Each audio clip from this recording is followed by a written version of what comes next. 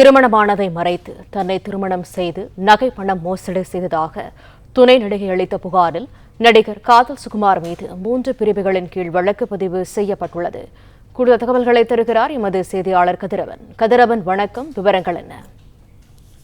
காதல் திரைப்படத்தின் மூலமாக அறிமுகமான சுகுமார் என்ற நடிகர் மீது துணை நடிகை ஒருவர் அளித்த புகாரின் அடிப்படையில் 3 பிரிவின் கீழ் வழக்குகள் பதிவு செய்யப்பட்டிருக்கிறது. மாம்பழம் அனைத்து மகளிர் போலீசார் இந்த வழக்கை பதிவு செய்திருக்கிறார்கள். பெண் வன்கொடுமை தடுப்புச் சட்டம், மோசடி, பெண்ணை அவமதிக்கும் வகையில் நடந்து கொள்ளுதல் உள்ளிட்ட 3 பிரிவின் கீழ் வழக்கு பதிவு செய்யப்பட்டிருக்கிறது.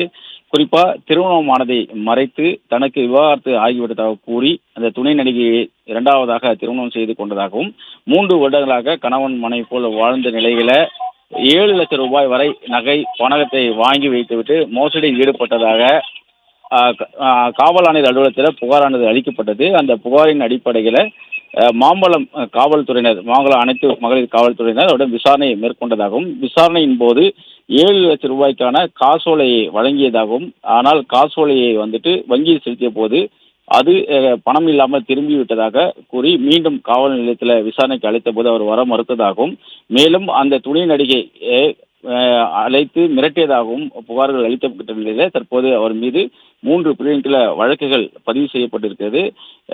இந்த புகாரின் அடிப்படையில் விரைவில் சுகுமாரிடம் விசாரணை நடத்தி அவர் மீது நடவடிக்கை எடுக்கப்படும் என்றும் மாம்பழம் அனைத்து மகளிர் போலீசார் தெரிவித்திருக்கிறார்கள்.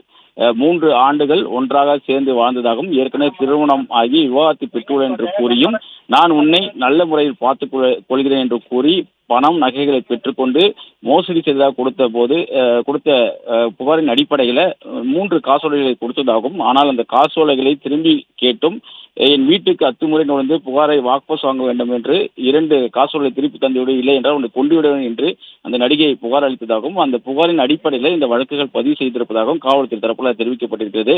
ஒரு பெண் என்றும் பாராமல் மீண்டும் மீண்டும் ஏமாற்றுவதை வாடிக்கையாக வைத்து அந்த சுகுமாரன் இது போன்று நடந்து கொண்டதாகவும் காவல்துறை தரப்புல தெரிவிக்கப்பட்டிருக்கிறது. அதன் அடிப்படையில் தான் பெண் வன்கொடுமை, மோசடி மற்றும் பெண்ணை அவமதித்தல் உள்ளிட்ட பிரிவின் கீழே வழக்குகள் பதிவு செய்யப்பட்டிருப்பதாகவும், விரைவில் அவரிடம் விசாரணை நடத்தி அவர் மீது நடவடிக்கை எடுக்கப்படும் என்றும் காவல்துறை தரப்பில் தெரிவிக்கப்பட்டிருக்கிறது. பிளே ஸ்டோர் மற்றும் ஆப் ஸ்டோரில் இருந்து பாலிமர் செயலியை QR கோடு மூலம் பதிவிறக்கம் செய்யுங்கள். செய்திகளை உடனுக்குடன் பெறுங்கள்.